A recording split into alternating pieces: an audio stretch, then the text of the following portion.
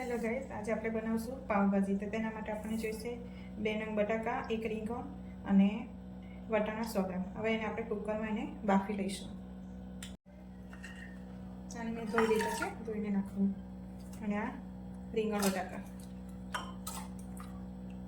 એને પણ આપણે 2 પાણીથી ધોઈ લેવાનું છે, પછી જ એને બાફવાનું છે.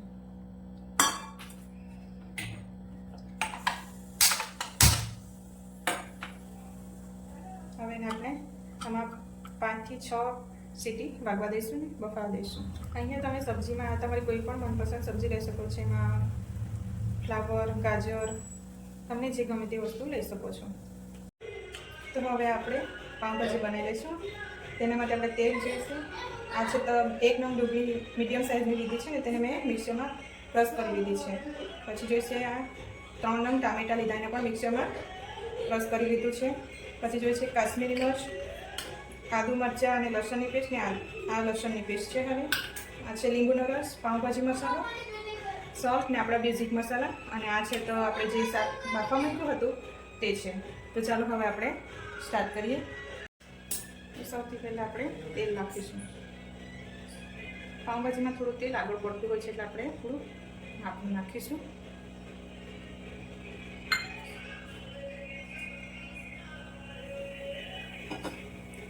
તેલ ગરમ થાય એટલે એમાં આપણે થોડી હિંગ નાખીશું. આપણું તેલ ગરમ થઈ ગયું છે, એમાં થોડી હિંગ નાખી દઈશું.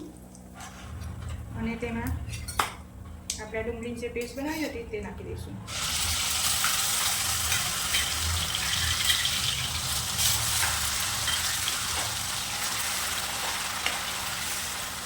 આપણે ફ્લેમને મીડિયમમાં જ રાખીશું, નહીં તો આપણું બધું બળી જશે. તેમાં આજે આદુ મરચાં લસણની પેસ્ટને પણ અંદર જ નાખી દઈશું.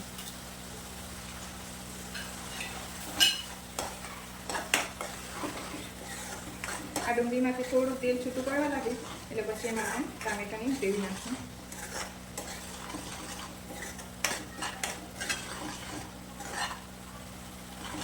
જો આપણી ડુંગળી બરાબર સતળાઈ ગઈ છે અને થોડો કલર પણ ચેન્જ થઈ ગયો છે. હવે આપણે એમાં આ ટામેટાની ગ્રેવી નાખી દઈશું.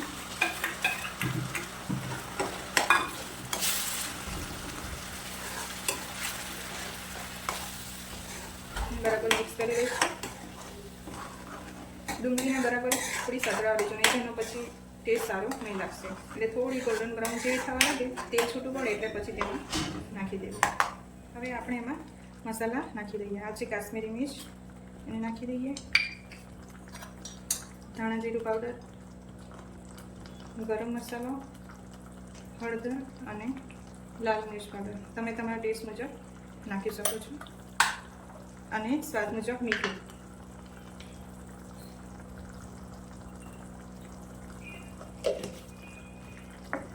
હવે એને આપણે મિક્સ કરી દઈશું.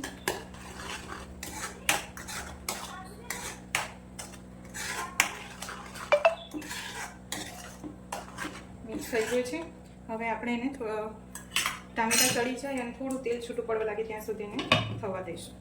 જો આપણું આ ટામેટું બરાબર થઈ ગયું છે, તેલ છૂટું પડી ગયું છે. હવે આપણે તેમાં જે શાક બનાવ્યું હતું તેને આપણે એમાં નાખી દઈશું. રીંગણ બટાકાનું વટાણું એને આપણે હવે બરાબર મિક્સ કરી લઈશું.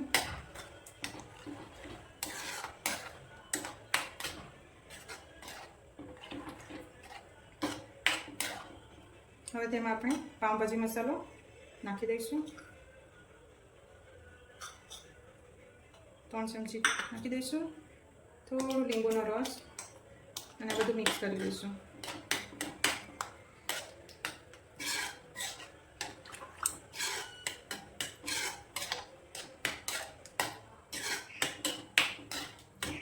અને પણ આપણે થોડી વાર માટે રહેવા દઈશું, થોડું તેલ છૂટું પડે ત્યાં સુધી. મેં જે પાઉંભાજી મસાલો લીધો છે તે આ બાદશાહનો છે, એનો સારો આવે છે અને કલર બી સારો થાય છે એમાં, અને ટેસ્ટ બી સારો હોય છે. એટલે આ બાદશાહ પાઉંભાજી મસાલો છે. જો આપણું આ શાક તૈયાર થઈ ગયું છે. હવે એની ઉપર આપણે તડકો મારીશું અને સાઈડ પર મૂકી દઈશું.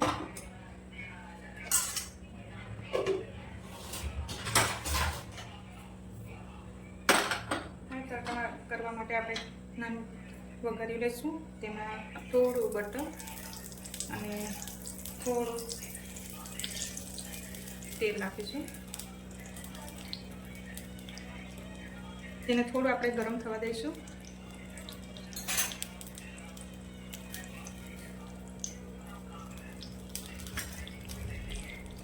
આપણા તેલ ને ગરમ થઈ ગયું છે. તેમાં આપણે આજે આદુ ને લસણ, તેમાં મેં થોડી કાશ્મીરી મિર્ચ નાખીને એને વાટી લીધું છે. તેને આપણે એમાં નાખીશું.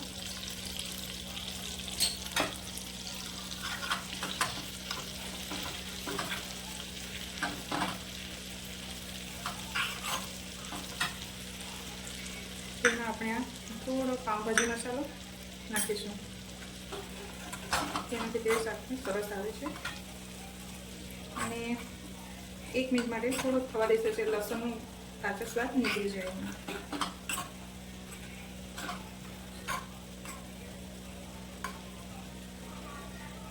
આપણું આ લસણવાળું થઈ ગયું છે. તેને આપણે આ શાક પર નાખી દઈશું અને એને બરાબર મિક્સ કરી લઈશું. તો આપણું આ રેડી છે પાઉંભાજી ભાજી. અને આપણે થોડું એને દાણા નાખી દઈશું અને મિક્સ કરી દઈશું. હવે આપણે પાવને શેકી લઈશું. તેના માટે થોડું બટર લઈ લઈશું.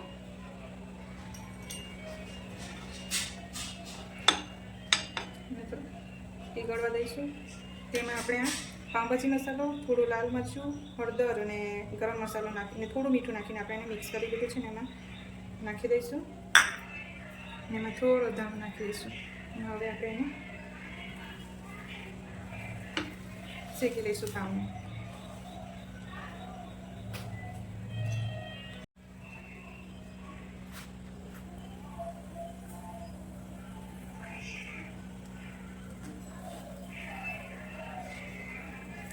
બંને પછી બરાબર થોડું શેકી લઈશું.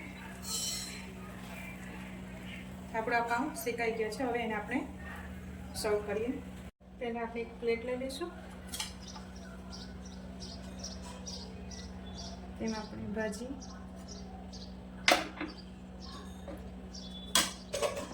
પછી આ પાઉં લઈ લઈશું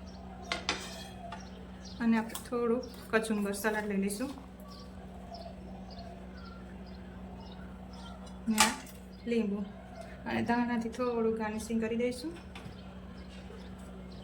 અને તેમાં થોડું બટર નાખી દઈશું. તો રેડી છે આપણી આ પાઉંભાજી.